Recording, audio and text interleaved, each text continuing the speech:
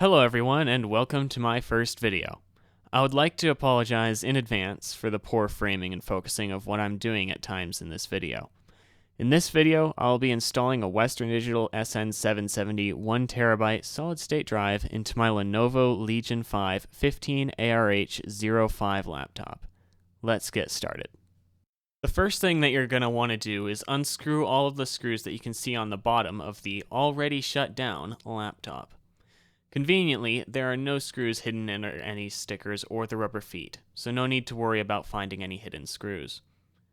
Since it's late at night and I can't use my loud ratcheting screwdriver without awakening the rest of the family, I'll have to use the magnet bit on my LTT screwdriver to remove all of the screws. Later in this upgrade, you'll also be able to see me suffer from magnetic screwdriver withdrawal, where I consistently fumble screws. Hopefully you're able to find that somewhat entertaining. Notably, there are two different lengths of screws that hold the bottom cover of the laptop in place. There are short screws and long screws, which are pretty easy to tell apart due to the massive difference in their size. There are 4 short screws and they populate the 4 holes along the front end of the laptop, the holes farthest away from the hinges. Keep track of these different lengths of screws, because if you mix them up and put the wrong screw in the wrong hole when reassembling the laptop, you risk damaging it. The next step in this process is probably the hardest and scariest one. We're going to have to use a pry tool to pop the clips of the laptop's cover around all 4 edges. I would highly recommend that you use a plastic tool to do this, as it is much less likely that you'll puncture the battery and cause it to explode if you somehow manage to slip and jam the tool inside the laptop. However, I will be using this pry tool because it is what I have, and I'm experienced enough at doing this to trust myself to not slip and puncture the battery or short out the motherboard. If you don't have a purpose-made pry tool, I'd recommend using something like an old guitar pick or credit card/gift card. These work wonderfully for popping laptop clips, although do be aware that the thing you use to pop the clips may come out a little bit chewed up and bent, so don't use your favorite pick or an active credit card. Be patient here. Sometimes these clips can be a little bit stubborn at letting up, especially if this is the first time the laptop has been opened. Sometimes a decent amount of force is required to pop the clip, so don't be afraid to apply some force. However, don't go too crazy or you may damage the laptop. I'm not responsible for any damage you do to your laptop here, but if you're careful during this step, all will be okay. Additionally, remain aware that some of the clips may break off during this process. This is completely normal and nothing to be afraid of. Obviously, don't actively try to be rough and break the clips. However, if a few of them snap off, your laptop won't be affected, as the screws that we removed a moment ago are what really holds the bottom cover on, not the clips. Once all of the clips have been popped, the bottom cover will come off without any resistance. As you can see, my greasy little hands have been inside this laptop a few times before. Sadly, my finger grease doesn't seem to want to come off without some kind of solvent, and I'm fresh out of alcohol. Dang it. Oh well, moving on with this upgrade. The first thing you should do now that the laptop is open is disconnect the battery. This is very important because even though your laptop should be shut down, some circuits here are still energized by the battery.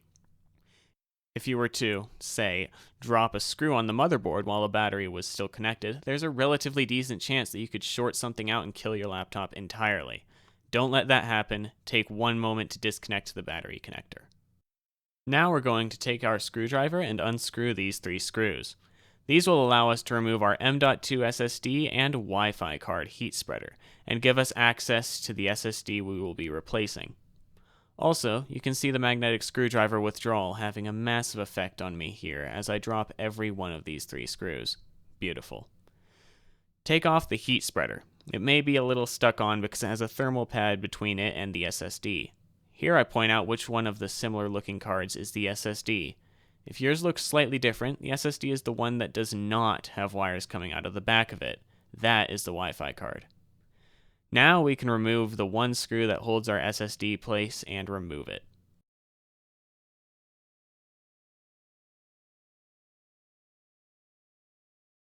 Here's our old SSD, and here's our new SSD. Next, we remove this little standoff that the old SSD used because it was shorter than our new one. Set this aside. It can be useful for something else in the future.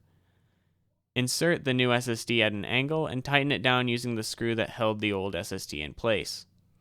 The standoff for this SSD should already be screwed into the motherboard.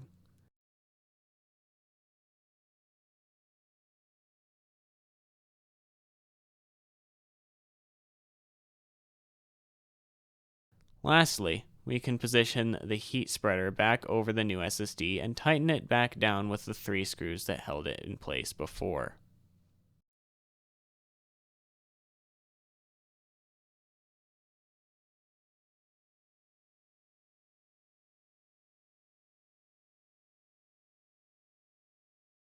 Now we're ready to not make the mistake that I almost made here. Thankfully, I caught myself. Make sure to plug the battery back in before we snap the bottom cover back into place. If you forget to do this and put the cover on, it's not the end of the world, but now you have to pry it back off. Crunch that cover back on your laptop, making sure to grab the bottom case and the case with the keyboard mounted to it, and not the back of the screen.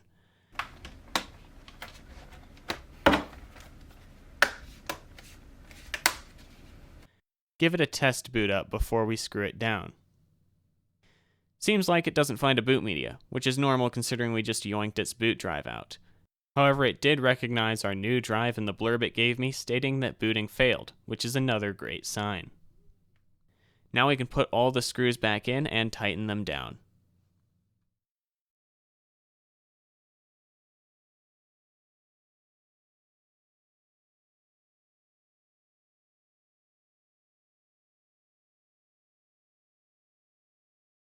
The next step is to reinstall Windows on this laptop. I've got my USB with all of my ISO files on it that uses Ventoy to manage them all, and we plug it in.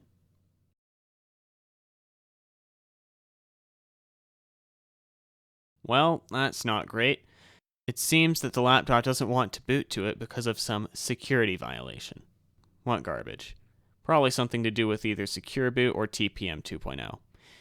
Either way, it doesn't want a foreign USB, so I guess it's time to go to Lenovo's site and make the specific reinstall media for this model. How convenient. After entering the machine's serial number into Lenovo's recovery key ordering form, don't worry, it doesn't cost anything provided you have a 32GB USB stick laying around, I downloaded the recovery key creator and went through the prompts.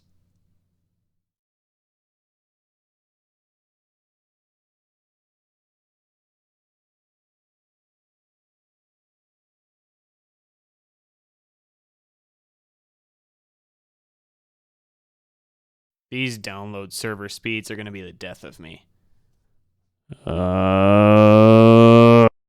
Great, the download is finished. Now it's time to set up the laptop. Cool, we're done. That only added 27.5 minutes to the upgrade process. How kind of Lenovo. Anyway, now that that is out of the way, we can plug the USB key back into the laptop and start the rebuilding process. This will not look like a regular Windows installer at all, so be aware of that. This prompt will come up, select your language and region, then hit next. At this point, you should probably plug the system into power and let it sit for a bit. Eventually, it'll give you a prompt telling you to remove the install USB and to hit next. Follow that prompt and then do not touch the system at all until Cortana starts yelling at you about how she'll help you get your system set up. It's going to do some weird looking stuff, especially to a less tech savvy person. I've dealt with these Lenovo recovery keys before and know how they behave, so this doesn't startle me at all, but it will do some weird looking things. In particular, it'll set up an administrator account that auto logs in, and then it will run a bunch of PowerShell scripts to install the software. I did not record this process as it takes about an hour, and with the file sizes my camera outputs, I'd rather not have to ingest 100+ gigabytes of video of a laptop doing stuff. I will repeat one last time, do not touch the laptop while this happens. Do not turn it off, close its lid, close any windows or scripts that it opens while it works, or you may have to start the process over again. Do not touch the laptop until Cortana starts speaking, then it is safe to use like normal. After a while of installing, the laptop was done. I shut mine down after it finished and Cortana started speaking, but when I fired it back up for this shot, it greeted me with this screen, where it promptly told me that it wanted some updates, which I let it perform. After those completed, the laptop is ready to go as if it was a brand new one out of the box. I hope that you found this video helpful in some way. If this video helped you with your own system, please consider leaving a like as it helps the channel out a lot. I hope to see you next time. Goodbye.